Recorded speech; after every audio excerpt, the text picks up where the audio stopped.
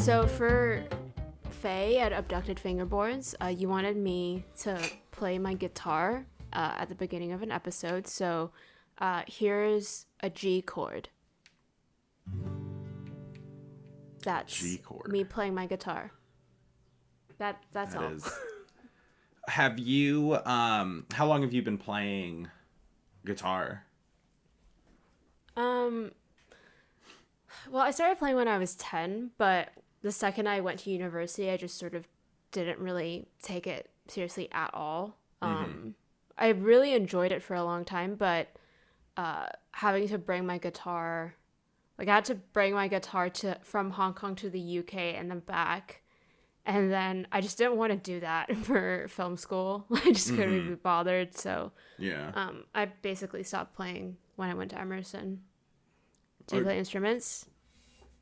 Would you say that you play now more because of like having to stay home and all that, or is your time more filled with like job stuff?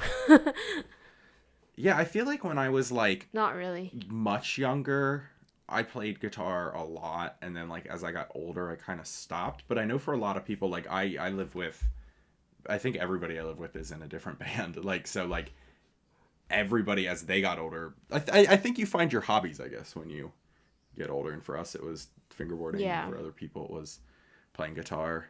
But yeah, I have so much admiration for people who can do that, because I know how to play guitar, but I'm not that good at it. I'm not that good either. I wish I was good at it, but I'm so bad. like in comparison to a lot of other people, I'm nothing. There's a lot of fingerboarders I feel like that play guitar. Like I know Ben Dulac plays guitar. But like I think a lot of, well, at least according to Casey from FBC, he was saying that a lot of good drum players are good fingerboarders. Mm-hmm. I feel like, which I don't know why. Like to me, it's like I would think, guitar players are natural fingerboarders. Not that you don't have to be like dexterous to play drums, but I feel like, I don't know. I feel like the skills are more similar. I don't know. Yeah, with you like weigh in.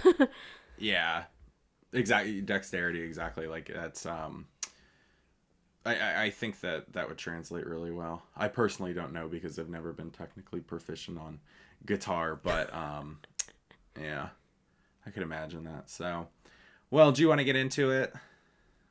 Talk about our podcast that we do here. All right. Hello and welcome to the Fingerboard Brew. My name is Annie and I'm here with my co-host Evan. What's up? Hello. Thank you for tuning into the podcast. If you don't already follow us on Instagram, we're at the Fingerboard Brew. The podcast is available on Spotify, Apple Podcasts, as well as YouTube. If you want like the video version, because if you are listening to the audio only version, you should know that we have a video version. So make sure you're subscribed on all those platforms, so you don't miss an episode. But, so Annie, what are we talking about today?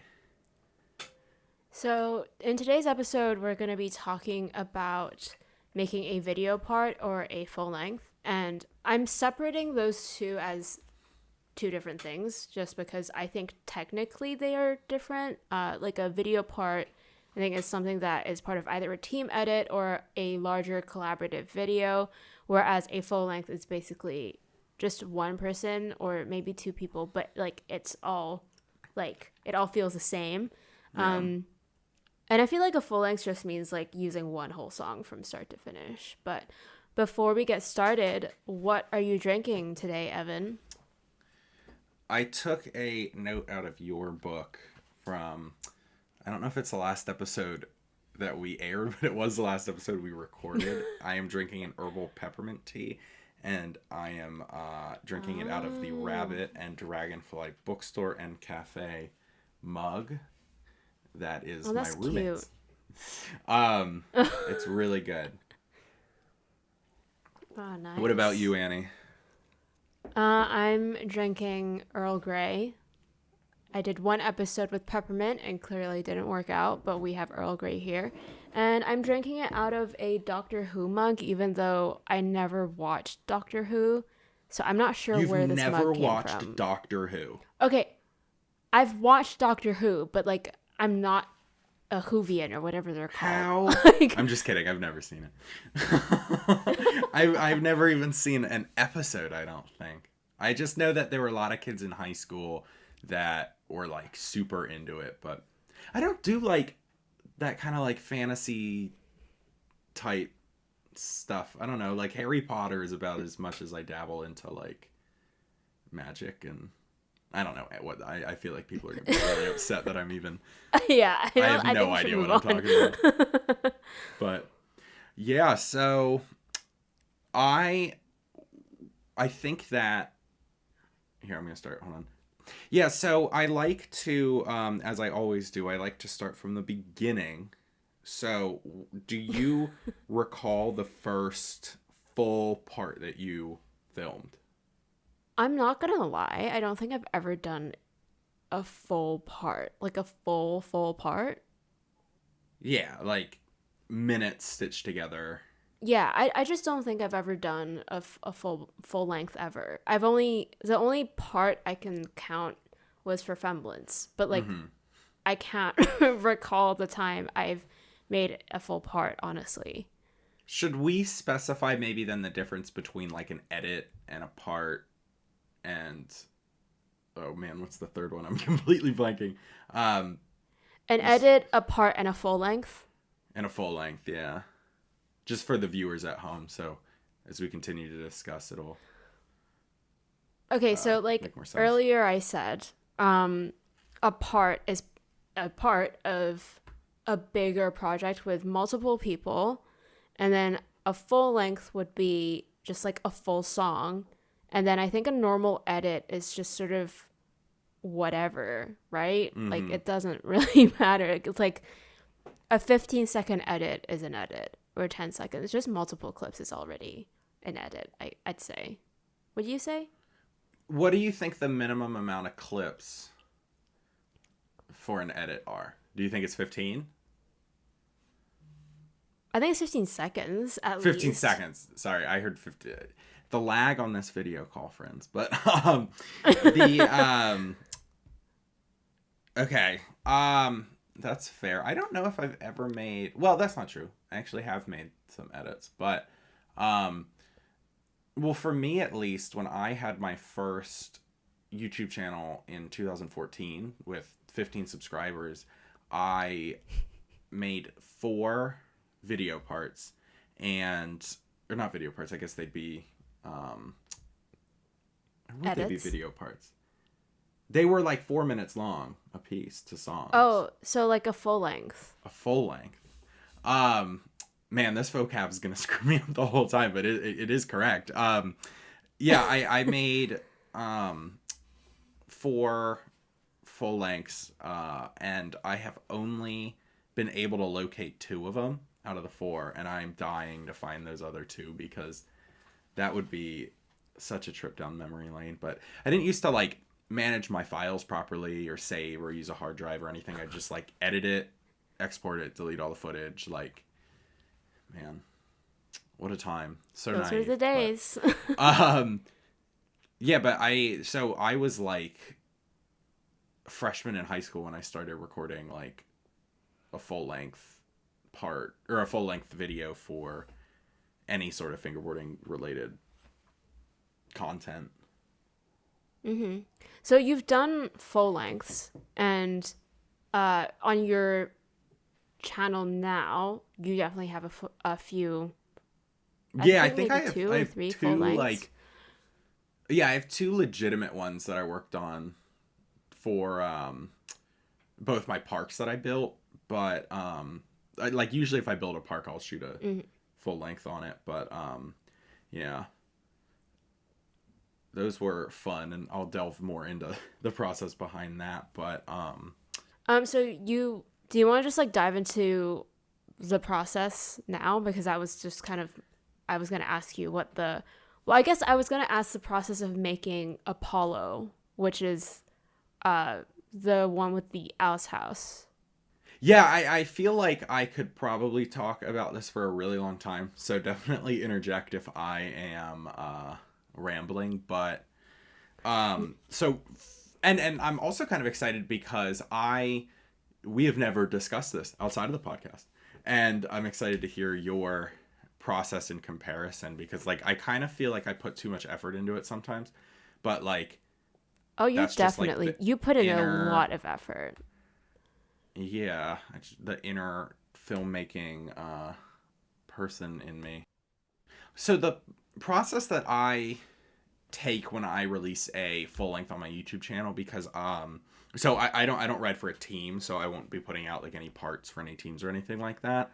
And so I kind of just limit it to when I build a park, for two reasons. Because one, I want to showcase the park, and two, I don't know that many tricks, and I can't do, to bring up Ben again, he puts out a video part like every single month, like just with crazy stuff. Like definitely don't have that. I feel in like my almost arsenal. every other week. Yeah, like often. It's always mind-blowing tricks. Like it's not the same stuff, you know. Ugh, to be that good.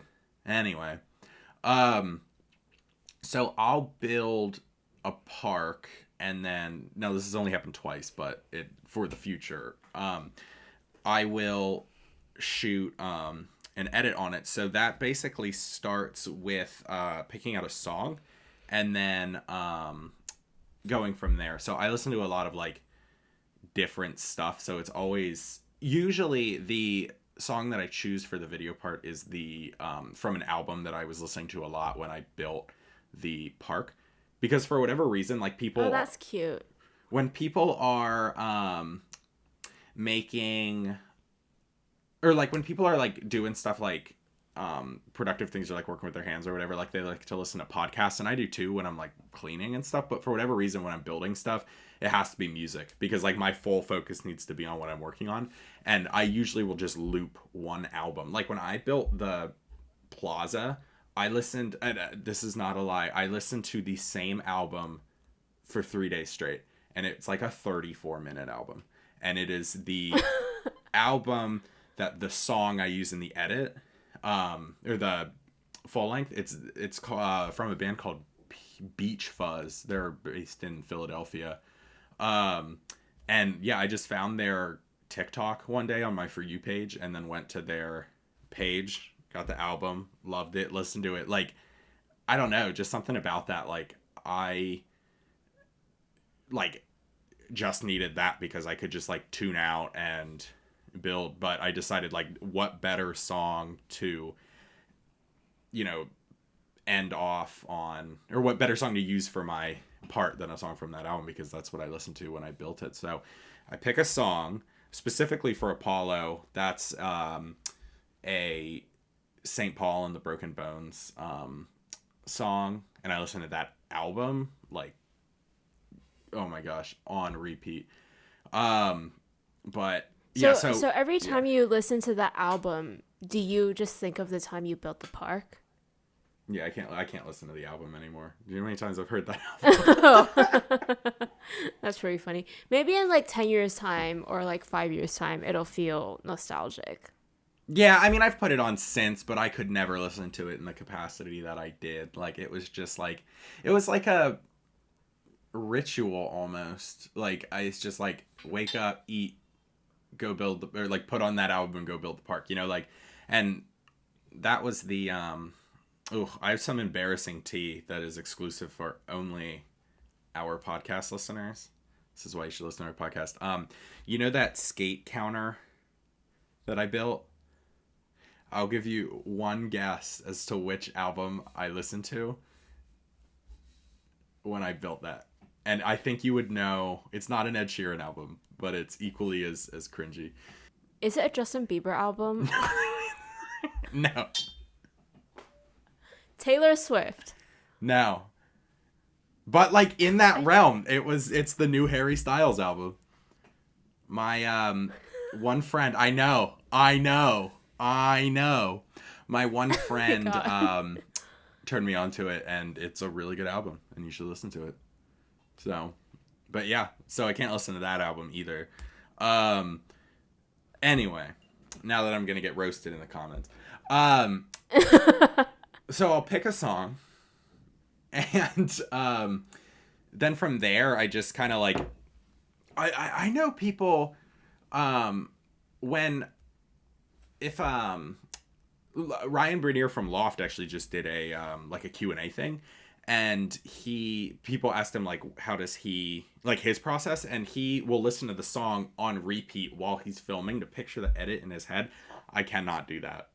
Like I can't. I can only think of like intros and like what trick I'll land like at the beginning of this, like all that stuff, like because I like to do like the Taylor Rosenbauer, like the slow pans over the park and like showcasing that and stuff, and then it's like I don't know what's gonna go where, and that all happens when I'm editing. So for me, I just put down a list of like 10 tricks that I like absolutely want to land, but then what it really comes down to is a trick, like one clip is 2 seconds. So I will film, if I film 60 clips, that's 2 minutes of footage. Like that's what it equates to, because some are quicker and some get like ramped slow-mo and all that stuff. But like, I don't like going into the editing, like I don't like to go into editing with anything less than 100 tricks. So if I'm making something that's like 3 minutes long, so I will basically block out like 2 days and try to do 50 tricks a day. And then each day I will do 6 different angles. So it'll be like 6 angles, like 8 to 10 tricks per angle. And then basically have 10 different angles that I cut to throughout the edit. And then just some like a little bit of self-filming, a little bit of fisheye and stuff. But I feel like we might disagree on this, but not disagree, but I don't use fisheye for my, like I will throw it in just for like an artistic effect, but like I shoot everything long lens, and I don't know if that how people feel about that, I guess, because it's so if I'm filming on my Sony, I'm not gonna use both cameras I use are Sony's. My HD or 4K camera, I'm not going to use a fisheye, because I think that's such, like, no offense, I think it's such a waste of just like, I feel like because the whole purpose of a fisheye is distortion, I don't want my shot to be distorted, and I also don't think it really fits the vibe. Like, I think for both you and I, we light everything so purposefully to make it look a certain way and for it to feel a certain way, and I don't think a fisheye fits into that narrative. Like, it doesn't. I don't know if you agree, but I don't think it fits in. But for a handycam edit, or like the few times I've used like my TRV, I'll use a fisheye just because I think it goes with the look. Like, it goes with like a fake VX look, sort of like what we were talking about with Savannah in the last episode. But like, otherwise I don't want to use a fisheye. I just, like, when I'm making a video with my 4K camera, I want it to look cinematic. I don't want it to look fisheye-y. Yeah, and again, it's like the inner filmmakers, like in us, like I just want the frame to look as best as possible, and in my opinion, now that's not saying there's not room for fisheye recording, and if you shoot with a fisheye, like I feel like for most fingerboarders, they shoot with fisheye because of space, you know, like I was able to empty out a whole garage and turn it into like a studio, where like some people are like at their desk, like you can't I mean, you can shoot long lens at your desk, but it's not I shoot long lens at my desk. You do? Yeah, I shoot at a 50, a 70, sometimes a 90 or 135. 135 inside on a full frame or on a crop frame? Full frame. Still, that's crazy. I have never. Wait, I don't think I've ever used a 135 for like a shot of the actual obstacle, so that's a lie. So ignore 135. It's 90 macro, 70 or 50 or 35. Rarely 24, because 24 is already too wide for me. I'm gonna manifest right now that I will beat your record and get a full obstacle at a desk at more than 70 millimeters. That is now my new goal. I will self-film and Do it. edit at my desk and do it at 85 millimeters. No, that's yeah.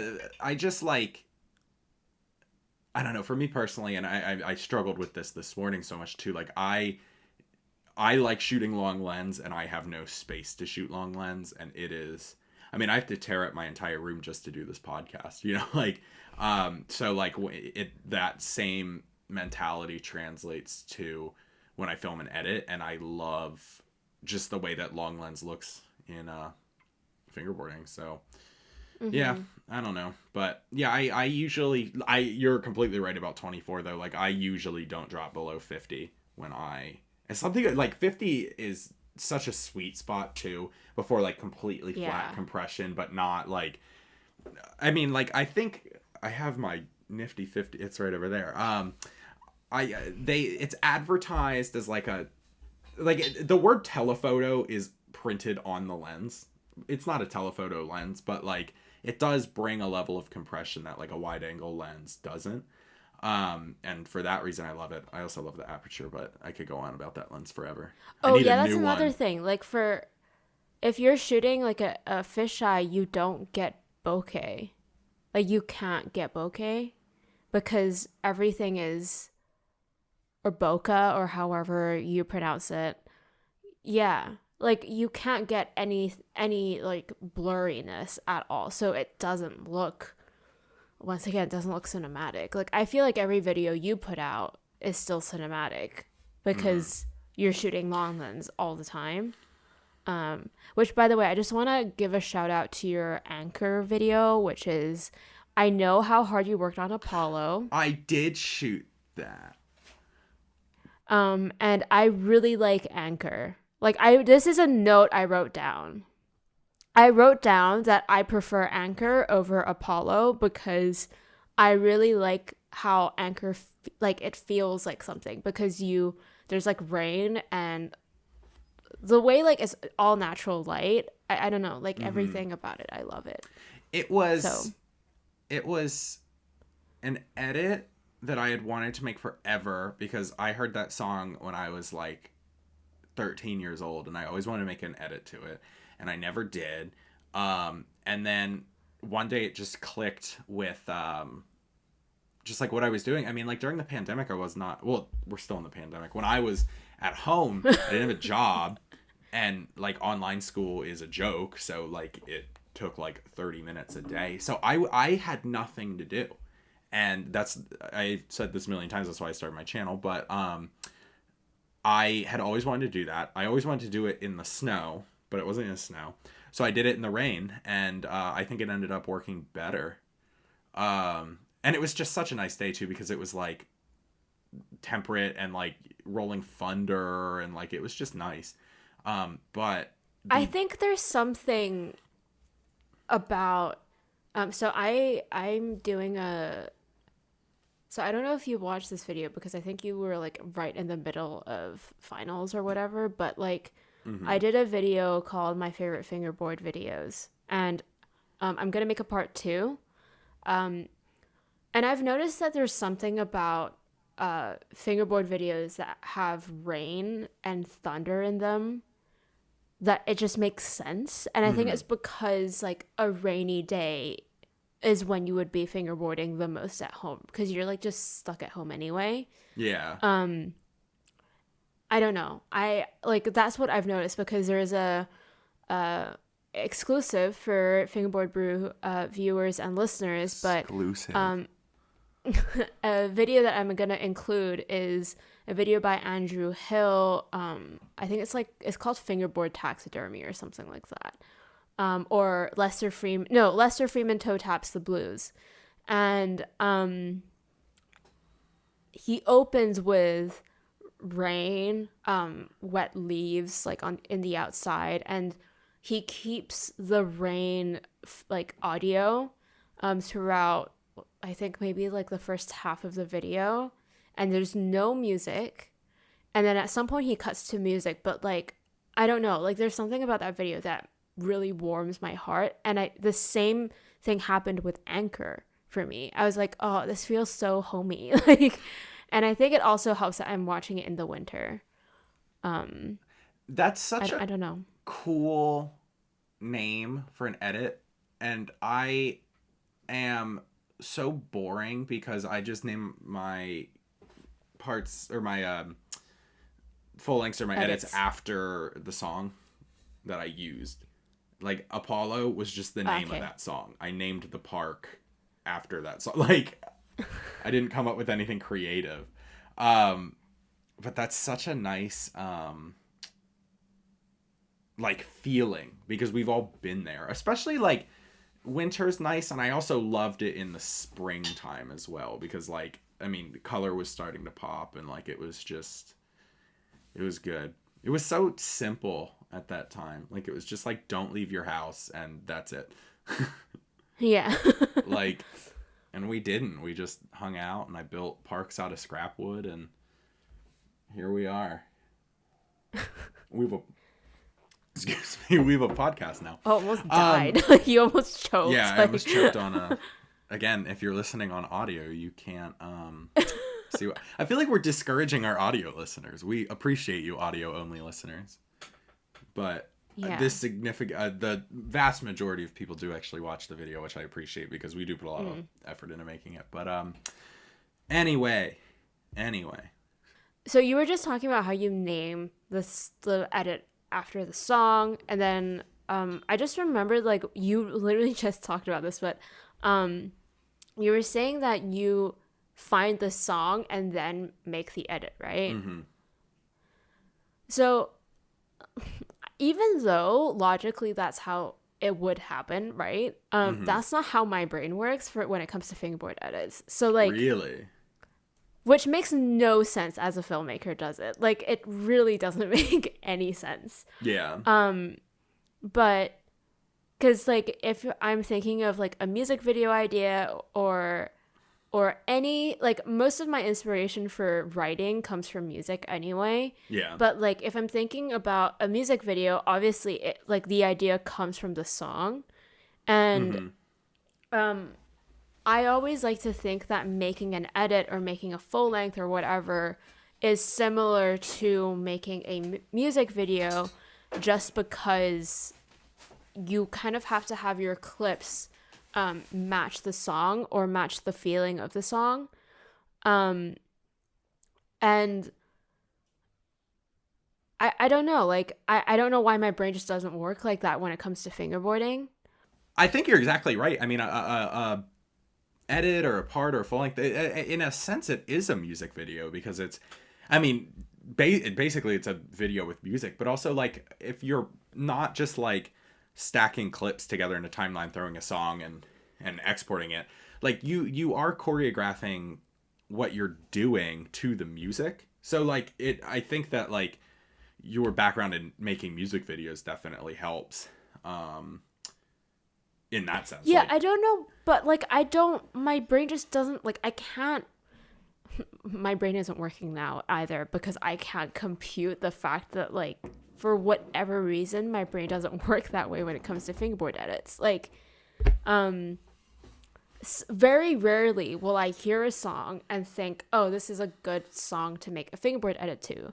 I think number one, because if I picture anything, it's going to be like a visual aid to go with the song, and not a fingerboard edit, if that makes sense. And nowadays, because I'm using shout out to Artlist, but I'm using Artlist to like basically score, I guess, on my videos. I am just picking a song from Artlist, but I will have to make sure, like, this is something that I really don't understand about a lot of fingerboarders. They will just choose any song to go with the edit that they're making, or a full length or whatever. Like, so even though my brain doesn't work in the way where I pick the song and then make the edit or whatever video, I still have to find a song that matches the feeling and matches like what people will see on screen. Whereas I think there are a lot of people who are like, oh, I'm going to make a fingerboard edit. There's a song I really like. And I'm just going to use it because I like the song, even though it doesn't go with the whole edit. Yeah. Like, I don't understand that. Yeah, it's tricky. I also, a big, well, it's not really an insecurity, but I think about it a lot. Like, and I've gotten comments about it. Like, you know, a lot of people in our age group listen to the same music, and I don't necessarily, like, I listen to like rap and stuff like that, but I don't like making edits to it. And I do make edits with songs that people don't like, with music they don't listen to. And I don't know, like it used to be like an insecurity, but I don't really care, because it's like, if I'm putting my tricks to the songs I like it's not about, like, if you don't like the song, mute it. Like, Okay, but like you're still picking songs that go with the overall feeling. Whereas I know people who will pick a song that doesn't go with the video. And for the sake of like I don't want to say anything about anyone specifically, but after the podcast, I will tell you. Drop names. Drop names right now. Do it for the podcast. I will drop names privately between me and Evan. But like, there are some people I'm just like, what are you doing? Like, you're so good, but like, what are you doing? Because this is bad. Like, it doesn't work. I don't know. I will drop a name, but I am also in support of it. Nico Frank's Last Long Mini V4 that came out years ago, like 7 or 8 years ago. Do you know which one I'm talking about? No. Oh. Well, in it, he uses a really weird song by this band called Y, which I think a lot of people would find weird, but I think that there's a lot of people that also are into it, and I got into that band in high school and then saw that Nico Frank part, and I was like, oh my gosh, like, I know this song. I'll send you the link. It is okay. It's interesting. Amazing part. He shreds, but yeah. And I want to preface, like, once again, it's not about like the fact that I don't like the song or I don't listen to the song, because like Evan and I actually have not very different music tastes, but like some of the stuff we listen to is different. And the song Apollo isn't really a song that I would personally listen to, but it goes with the edit. We have different music tastes because I like Ed Sheeran. I never thought that this would be a runner. Anyway, yeah, that's fair. I feel like I didn't explain myself correctly when I said what I said, because I definitely recognize that each person has their own music tastes. But it's more like, just pick a song that goes with the edit. Like, don't pick just when I say like some people just throw a random song on, I mean, it literally just feels like they put clips together and they were like, oh, there's this song I was listening to and I really like it, so I'm going to put it on the edit. And they don't edit it anymore. They just throw the song on there, and that's all they've done. But yeah, that's my rant over. I think for some people specifically, the question of copyright comes into play. And so sometimes I'll hear songs that are like all of Mike Schneider's videos have like interesting songs on them. And I think that's just because like he monetizes his YouTube videos and he doesn't want to get copyright strikes. So he goes to a copyright free database and gets music, you know, for free. But I don't know. I have I don't monetize my channel, so it doesn't matter, but all my parts I use actual songs that like do have copyright. But the thing is, I think with Mike's videos, as far as I'm concerned, like the Flatface team full length video that came out last year wasn't like everyone picked their own song and everyone did all of the editing, so he didn't pick the music. Mm-hmm. I think everyone picked their own stuff, and then like he can either monetize it or not monetize it, but YouTube decides whether or not you get the money. So yeah, I don't think it's about monetization. That's fair. And if you get a copyright strike now and on YouTube, it's just like, okay, you get a copyright issue, but all it means is you don't get to monetize the video, or YouTube takes the money, or the artist takes the money, et cetera, et cetera. So I don't think that's so much the issue.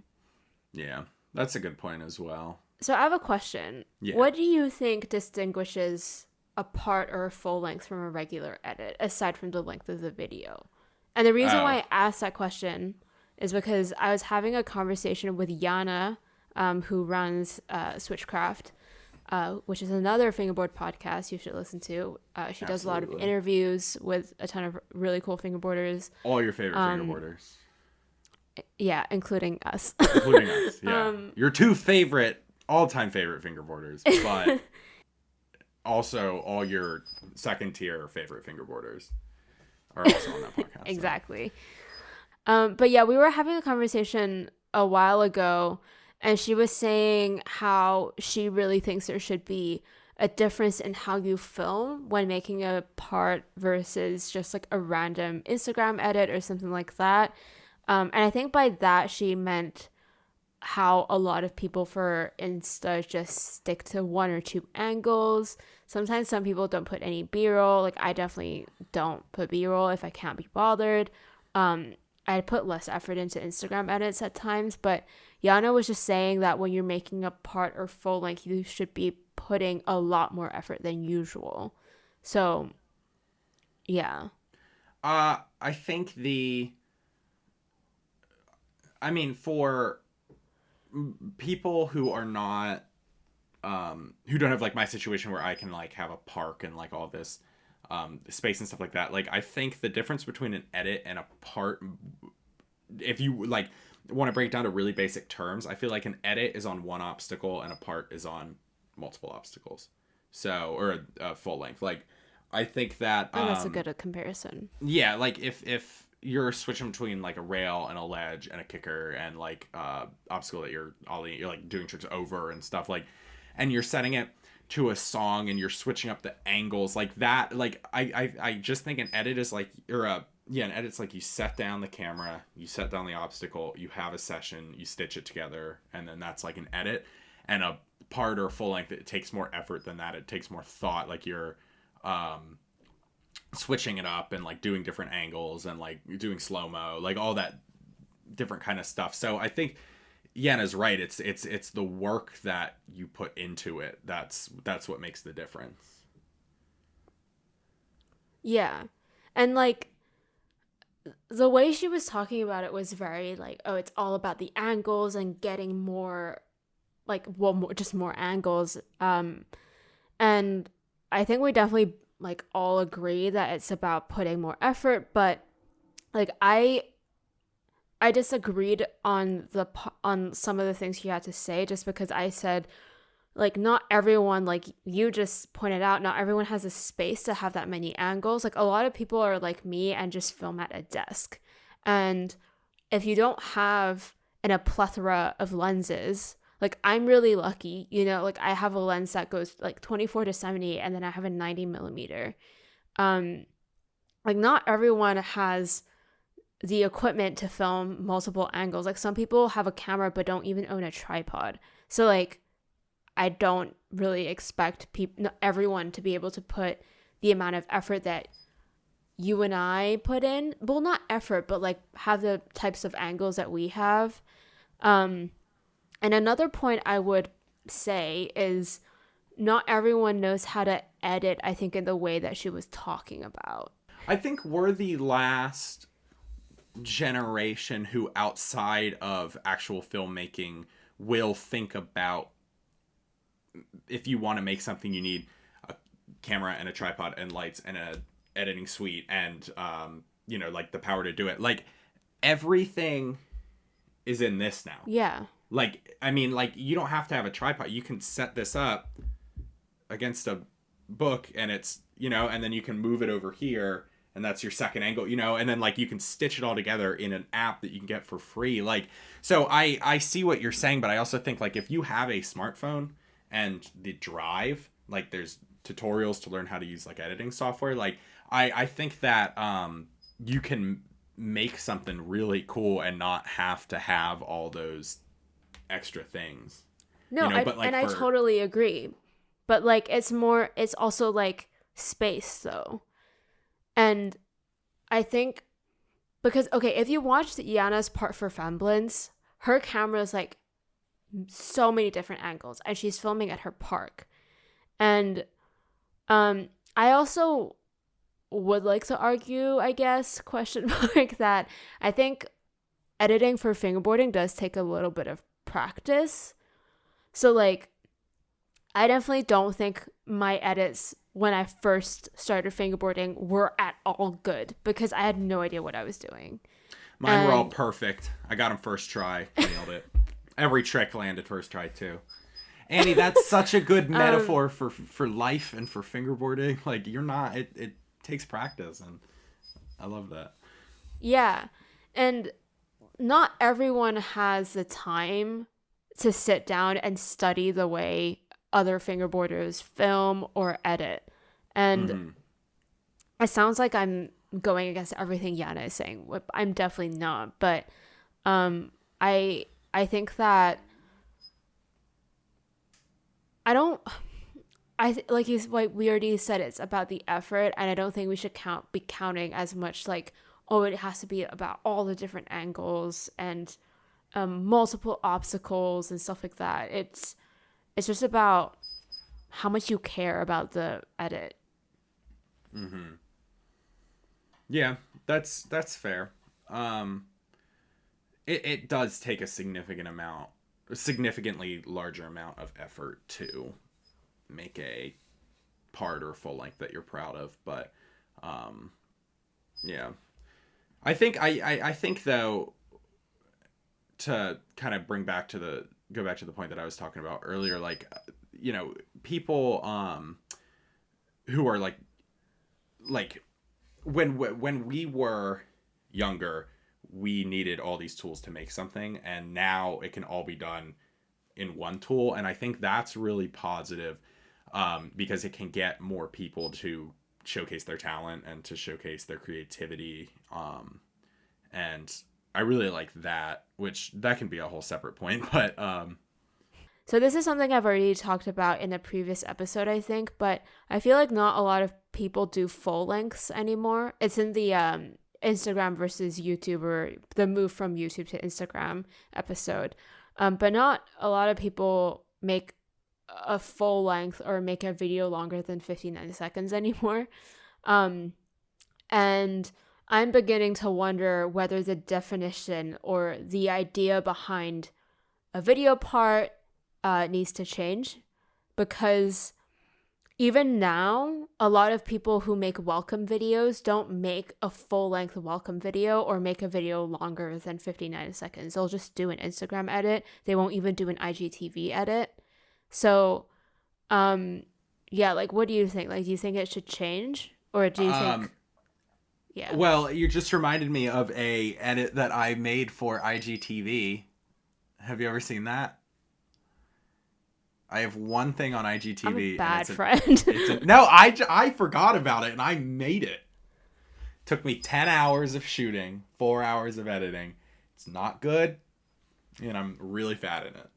But it does exist, and it's still on my IGTV. And you got an exclusive reminder from your favorite fingerboard podcast, the Fingerboard Brew. Thank you for listening. I think that it depends on how you look at it. I think for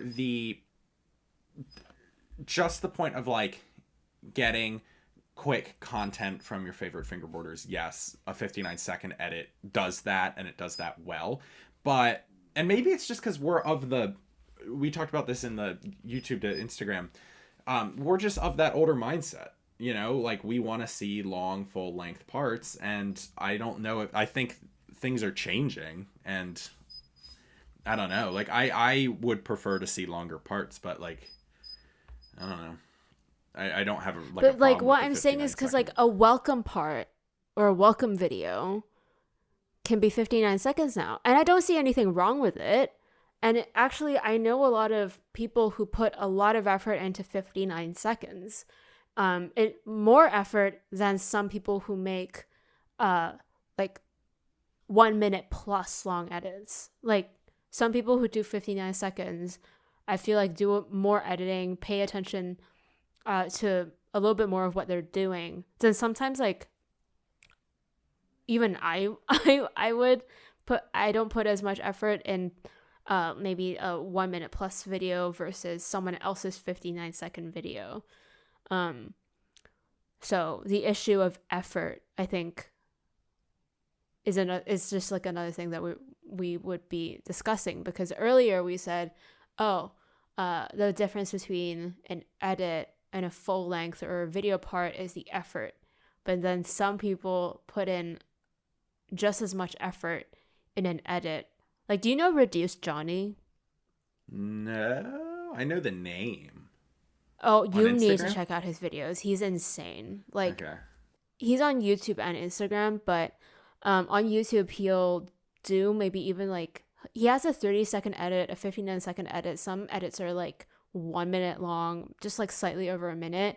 And he puts in so much effort, and you can, even if it's like not so much effort, everything looks perfect and is so good. It doesn't ever look like he's slacking. And so I would be like, so what does like a full length look like from him? Like, or a video part, like what does that look like from him? Because like it already looks so good. Yeah. Yeah. I don't know. I see both sides of it, you know? And as much as I want to see the move back to longer edits, I mean, like, it's things are changing, you know? We got to get Yeah. with the times, Annie. We're old now. So did you Oh, that see wasn't me saying like we shouldn't change the definition of a part or whatever. That was me sort of saying like, is it time? Like that, Yeah. like we need to value a 59-second video as much as a full length. I don't think I hate this term, but I feel like it's apples and oranges. I don't think that they're necessary. They're similar, but I don't think they're the same thing. Like, I don't think that you look at like, you value one less because it was less work. I think you look at them on different planes. You know, you compare edits to other edits you've seen, and you compare full lengths to other full lengths you've seen. Does that make sense? What if the fingerboarder that you're watching has only ever made 59-second Instagram edits? Does that mean they can never compare to a person who's made full lengths? Damn.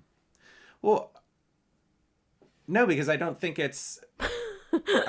compare the two on the same field. It's not that like they're any worse or any lesser or anything like that. It's just different, you know? Like, you can commend someone for putting in the work. Fair.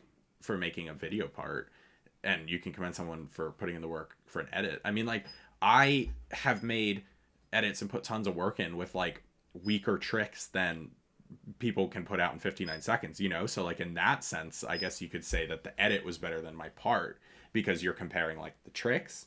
Like, so there's just so many factors to it. I couldn't definitively say one way or the other, but no, I don't think that they're like, you like look at one as lesser for any reason. I think they both have their place. They're just different.